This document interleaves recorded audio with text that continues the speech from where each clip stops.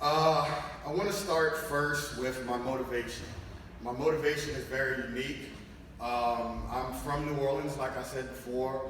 My main motivation has been my father. He opened up the Hilton Garden Inn on South Peter Street and actually died the opening week of a heart attack. My dad's brother is Clarence Thomas, Supreme Court judge. In living in New Orleans, I was, kind of getting in trouble a little bit, and I was sent to Virginia to go to a military school to finish up, high school, and then came back, to play football at Nicholls State University. Then Katrina happened. When Katrina happened, it was very different for me. I opened up a business, landscaping company, while I was going into college and started making a lot of money and doing a lot of different things, employing college students, employing football players and different things of that nature. And it was a different time period for New Orleans. It was a very vacant city. Gutting houses and doing different things like that was the majority of income. But then I got shot and paralyzed. So once I got paralyzed, I had to sell off all my contracts with landscaping.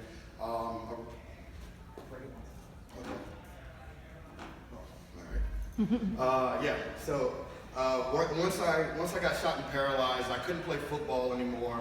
Lost my scholarship opportunities, and there was limited to do different things. I grew up my whole life using my physical attributes to kind of make my way, playing sports, getting scholarships, doing things of that nature. And now I was forced to depend on my mental and what I can create. Before all this was going on, I was into graphic designing heavily. I used to do a lot of advertising with graphic designing and different things of that nature. Through this process, through my time period of being paralyzed on bed rest, I taught myself a few different things. Taught myself a few different programs, Premiere Pro, Photoshop, a few game development programs and things of that nature. And then we opened up our first gaming center. Our first gaming center was opened up in Thibodaux, Louisiana, right outside of, right next to Nicholls State University.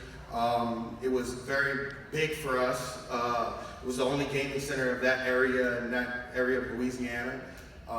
We went from, having a location in Thibodaux to moving to New Orleans, opening up another gaming center in New Orleans.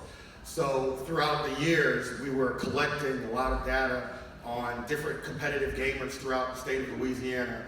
Around this time, esports was just beginning to really jump off and grow more and more every day.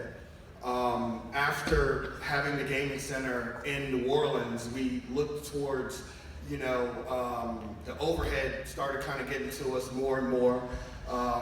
Once kids go back to school, that's pretty much it throughout the year. No one's gonna come in during the day.